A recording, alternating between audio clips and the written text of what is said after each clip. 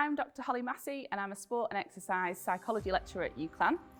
And this video is aimed at any student athletes or any staff or students who are perhaps more experienced exercisers and you're looking at trying to improve your performance. And I'm going to give you a few really simple and easy sports psychology tips.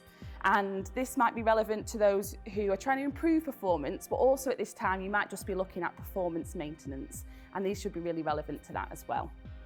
So the tips that I'm going to tell you about are all focused around our RPE, and this is what we call our rating of perceived exertion. So it's simply, during the exercise, how hard or strenuous we find the task. And we know that if we're finding the task a little bit difficult, if we're running, for example, that means that we might decide to slow down. That then will impair our performance. So the key thing with RPE is the word perceived. So it's how we perceive, how we interpret how hard the exercise is at that given point. And because it's perceived, that means there's an element to it that we can manipulate. And there are little things that we can do to almost trick ourselves into making the exercise feel easier. And the tips I'm going to give you are all based on how we can do that. So the first tip I'm going to tell you about is using positive self-talk. So positive and motivational comments, you can do this out loud, or if you prefer, you might do this in your head. So come on, keep going, you can do this. This will help to tolerate the effort that you're exerting. So particularly if you're running, for example, if you've hit a bit of a wall, you can use that positive self-talk to help tolerate the effort and get you through it without slowing down your pace and slowing down your performance. What you can do to also make this more effective is to try and tie in this positive self-talk with a previous success.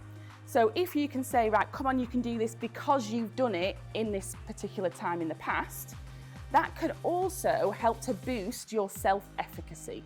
And your self-efficacy is just simply your self-confidence in that given situation.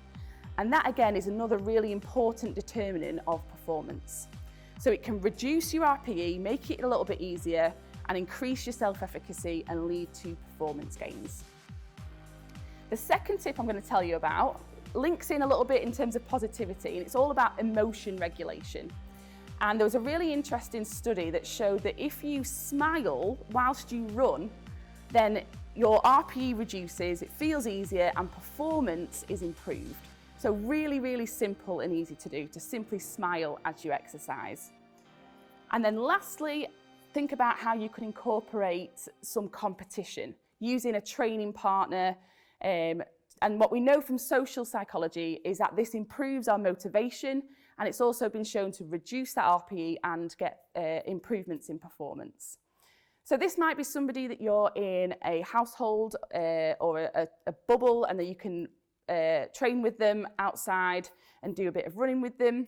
Or you might be able to do this virtually as well. And if you're doing an at-home workout, then FaceTime a friend or a teammate and do it together, because we know that performing with somebody else has those psychological benefits to our performance. So some really easy, simple tips for you to think about there in your next training session: trying some positive self-talk, smiling as you train, and seeing if you can incorporate a bit of training with another person as well.